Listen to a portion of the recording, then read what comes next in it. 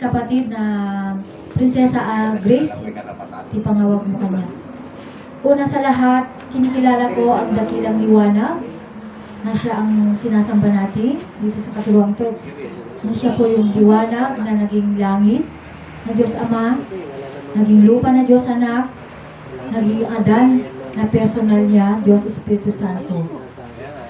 Kinikilala ko ang nilikha ng Diyos naging tao, siya si Ina Eva, Diyos Espiritu Santa. Kinikilala ko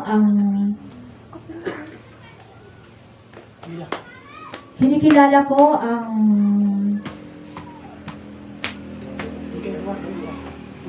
divine person ng langit na Diyos Ama.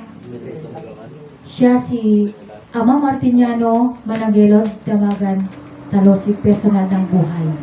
Na siya po ang may kaarawan kahapon. Happy New Year, Ama Martiniano Damagan Talosig. Yun po ang edad niya, 99, masagana 99. Kaya, isagana tayon, itimbagi tayon, gaputa. Masagana 99 na malapit nang darating si Ama Adan at Ina Eva. Siya po, si Ama Martiniano, demonstra ng hari ng sanlibutan na si Ama Adan. Siya po ang personal ng buhay, si Ama Martiniano. Happy New Year, Ama Martiniano. Kinikilala ko ang divine person o personal ng lupa. Siya si Inay Maria Conchita Santiago Ilagan. Siya po ang demonstra ng Diyos Espiritu Santa na si Ina Eva. Na reyna ng sanlibutan. Kinikilala ko ang lahat ng mga nagsasaysay ng katuruang ito ng Mother and Promised Land, ng mga nauna at kasalukuyan. Maraming salamat mga kapatid. Kung hindi dahil sa inyo, hindi nabuo ang aking pagkaunawa, pagkaliwanag ng katuruang ito dito sa Motherland. Kinikilala ko ang dalawang pag-ibig na aking pinagmulan, ang aking ama na si Prinsipe Custodio Pastora at ang aking ina, Prinsesa Pastora Custodio. Kinikilala ko ang aking kapuso at ang aming bunga, siya si Prinsipe Jaime Adelaida. Kinikilala ko, yun po. Ako po ang inyong kapatid, Prinsesa Adelaida Jaime, na ipinanganak sa District Number 1, Reina Mercedes Isabela, na nandito ako ngayon sa Motherland, 2nd Jerusalem, Barangay San Manuel, Nagilian, Isabela, Region 2, Cagayan Valley, Philippines, na ipaliwanag, ipakilala sa inyo ang tunay na bumubuhay sa atin, na siya po ang magliligtas sa akin at sa inyo kung kikilalanin nyo din itong ituturo ko sa inyo o ituturo namin ng mga kapatid sa inyo para sa kaligtasan natin sa kapahamakan, bunga ng ating kasalanan, para sa buhay na walang hanggan at walang hanggang kaginhawaan nating lahat. Diyos, God light sa ating lahat, isang napakasayang araw mula kahapon dahil bagkus araw-araw masaya ako dahil may buhay ako, nagmula ang aking buhay, nagpapasalamat ako sa dakilang Diyos na makapangyarihan sa lahat, na nagpersonal ang langit sa pamamagitan ng may kaarawan kahapon na si Ama Martiniano Managelod Damagan Talosig, na siya po ang dahilan kung bakit nandito ako ngayon, nandito tayo ngayon sa katuwang ito, sapagkat si Ama Martiniano ang nagbalik sa katotohanan na tunay na pinagmulan na katuruan, na ang mga pinaniwalaan natin noon na katuruan ay huwad na katuruan, kundi sapagkat huwad na katuruan kako kasi yun ang nagpakilala na ang Diyos na nagkatawang tao na si Ama Adan ay nagkasala. Ngunit sa pamamagitan ng personal ng buhay o personal ng langit na Diyos Ama o demonstra ni Ama Adan na hari na sa libutan na si Ama Martiniano, ibinigay sa atin to, blessing sa atin, na ibinigay sa atin ang tunay na katuruan ito. Ano itong katuruan na ito, mga kapatid, na palagi namin sinasabi sa inyo? Ito po yung katuruang iisang Diyos. Ano ba yung iisang Diyos na yan? Iisang Diyos, siya po ang liwanag. Na ano ba yung liwanag na yan? Ano ba ang liwanag? Siya po ang Diyos na makapangyarihan sa lahat, mga kapatid. Siya po ang liwanag, pag-ibig, at buhay. Na siya po ang liwanag na naging langit, naging lupa, naging Adan. Adan na personal niya. Yun po, mga kapatid. Na nagpersonal si ang Diyos na makapangyarihan, nagpersonal siya sa pamamagitan ni Ama Adan. Kasi si Ama Adan ang personal ng Diyos, kaya hindi nagkasala dahil sa libro Biblia, sa sinabi sa libro Biblia na nagkasala si Ama Adan. Doon lang sa libro Biblia. Yun ang pinaniwalaan natin, kaya nandito tayo ngayon na kailangan pa nating magtrabaho, kailangan nating kumain, kailangan na lahat ng, sabi nga ni Ama Martiniano na lahat ng ginagawa natin kasalanan. Kahit paghinga, pagkasalanan, ika niya. Kasi hindi natin alam kung sino at ano ang nagbigay sa atin.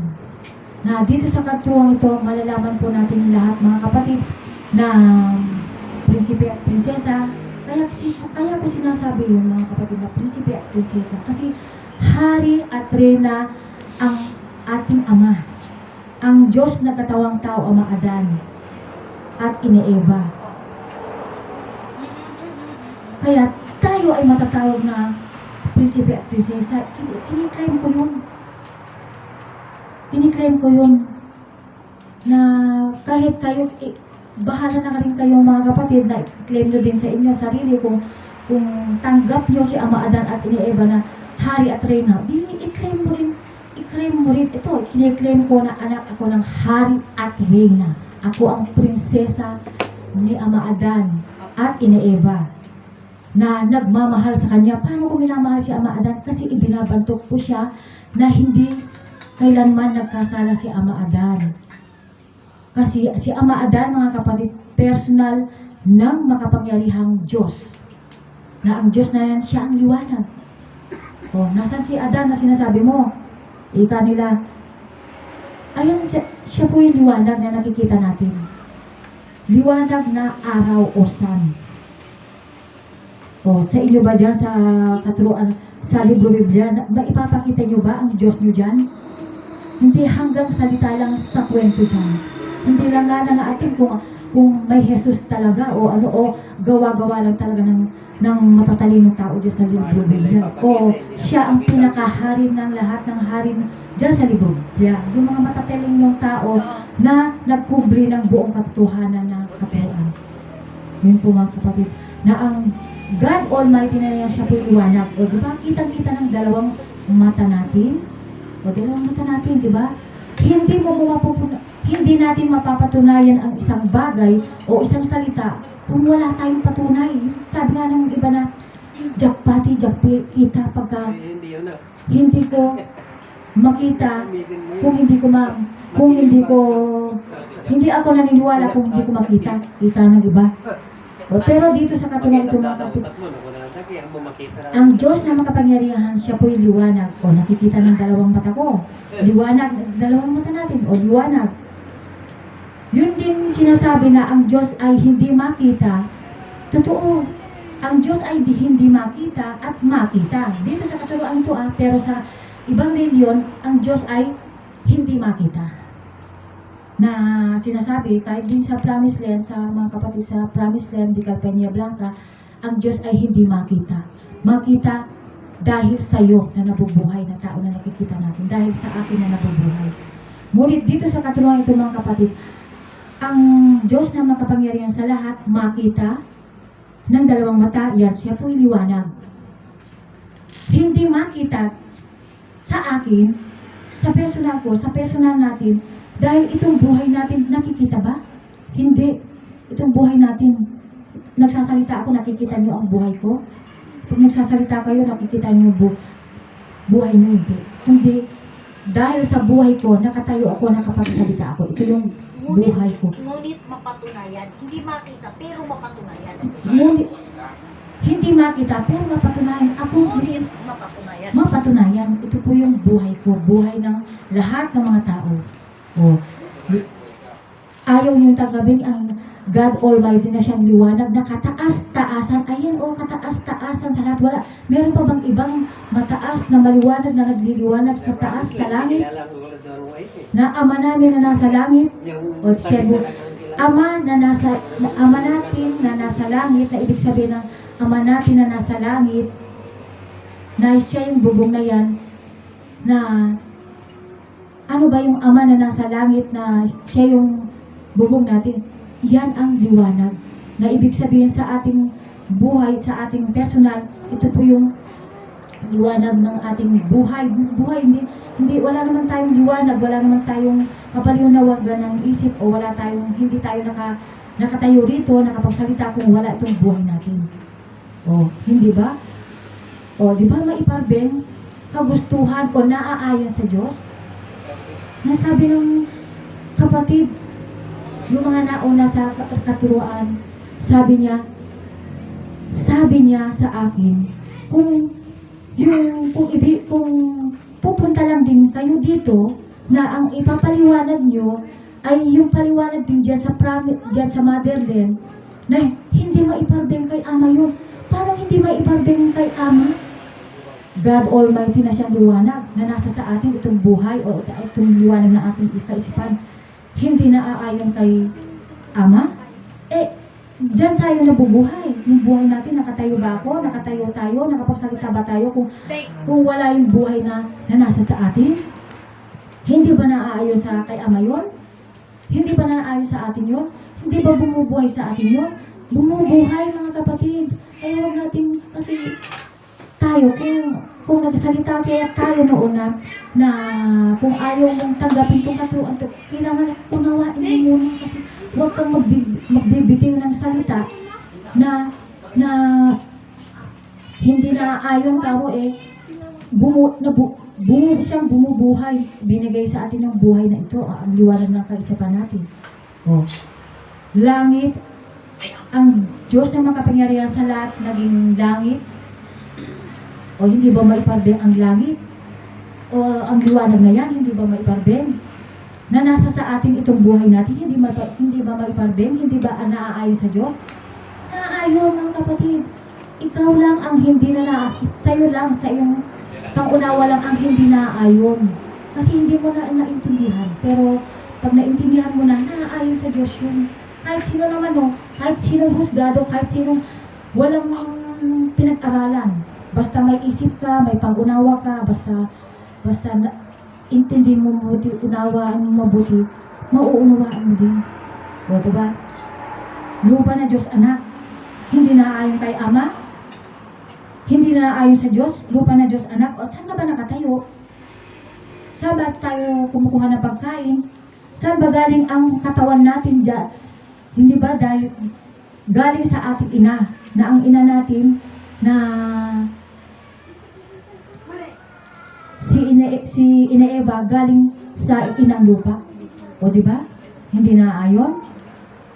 O, si Adan na personal ng Diyos, hindi na aayon, hindi maiparbeng kay Ama, hindi maiparbeng sa Diyos. O, di ba? Maiparbeng na aayon sa Diyos. Yun kasi nasa sa atin, kahit wala sa personal natin si Ama Adan at Ina Eva, kasi inaiwan natin sa kanila sila. Pero malapit na silang darating. Masagana 99 na ngayon. Malapit na silang darating sa piling natin. Sa ayaw man at sa gusto nyo, dadating sila. Masagana 99 tatan? Masagana 99 na. O, di ba? 99 ang edad na kasi ni Ama Martiniano. Di ba sabi niya nung 99, masagana 99. Noon sabi, wala pa nakakilala kasi. Wala pa nakakilala sa tunay na katuruan na pinagbulan natin na Diyos na makapangyarihan sa lahat. Pero ngayon, lucky 99 na nga dahil masagana 99 na kasi may nakakilala na ng makapangyarihang Diyos na naging langit, lupa, Adan na naaayon sa Diyos na sinasabi ng mga taga-promised land na isa lang, sa bagay, isa lang naman nagsabi sa akin na kapatid na isa lang ang nagsabi sa akin na hindi daw naaayon kaya Ama Martiniano ang mga paliwanag namin dito. Kaya nga gusto kong dumating na si Ama Adan at nasa ganun patunayan niya sa atin na kami ang totoo dito sa Kamadilan ang andito na sa mga kapatid na prinsesa, prinsipe ang kapaliwanagan ang tunay na katuruan. Kasi nagliwanag na dito eh. O, diba? Yung sinasabi na ni Ama na sinasabi sa inyo sa Promised Land na dito lang sa Promised Land mag-aaral ang mga tao, ang mga anak ni Ama Adan. Noon yun kasi noon yun, nung okay pa yung mga ano doon, pero andun na lahat ng mga tukso doon. O dati walang mga hayop doon. O dati walang mga tumatay ng mga andun na lahat, andun na mga tindahan, andun na mga tukso. Paano pa doon lahat? Doon dapat ang guide. Hindi dapat ang rebel. Pero, nasan na sila ngayon? Kailangan doon ang tayo mag-aaral lahat. Pero, nasaan na ngayon ang guide natin? Wala na kasi doon pa lang, kasi sabi na Ama Martiniano, ibalik nyo, Rico, sabi niya ito sa kapatid, Prinsipe Rico dito na. Ibalik nyo ang katuruan sa Motherland, Second Jerusalem, Barangay San Manuel, Nagilian, Isabela. Dahil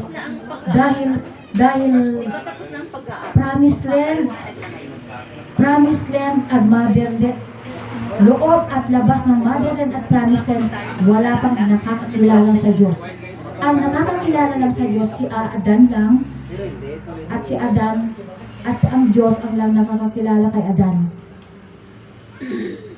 O, di ba? O ibinalik, yun. Nung naibalik na, pinag-aralan ng mga kapatid kasi wala pa ako noon. Kailan ako dito, 2022. Pero narinig kong itong katuruan na ito na Diyos naging tao, personal niya si Ama Adan, 2018 maybe, 18 o 19, no, nagkasakit ang aking ina na dinala ko dito noon na cancerous siya na dinala ko doon. Pero dahil sobra na yung kasalanan niya, hindi na apuhap na. Kasi pagka sobra na talaga ang kasalanan ng tao, wala nang pag-asa. Kahit sabi ko nga, sa bagay, noon hindi ko pa gaano nabuo ang katuruan na ito nung nagkasakit ang aking ina. Pero dito sa katuruan ito ng Motherland Promised Land, nagpapasalamat akong kay Ama Martiniano at Inay Conchita. Kay Ama Martiniano dahil nagpersonal ang langit o nagpersonal ang buhay o nagdemonstra si Ama Adan sa pamamagitan ni Ama Martiniano Managelog Damagan Talosi na doon inilayo niya ang mga tao sa Promised Land doon sa malayo sa kabihasnan para malayo sa tukso, pero doon, o dahil sa wala na ang personal ng buhay, o di bumalik na yung dati. Kasi pagpunta namin doon na magpapaliwanag o magkukwestiyon, bawal. Hindi.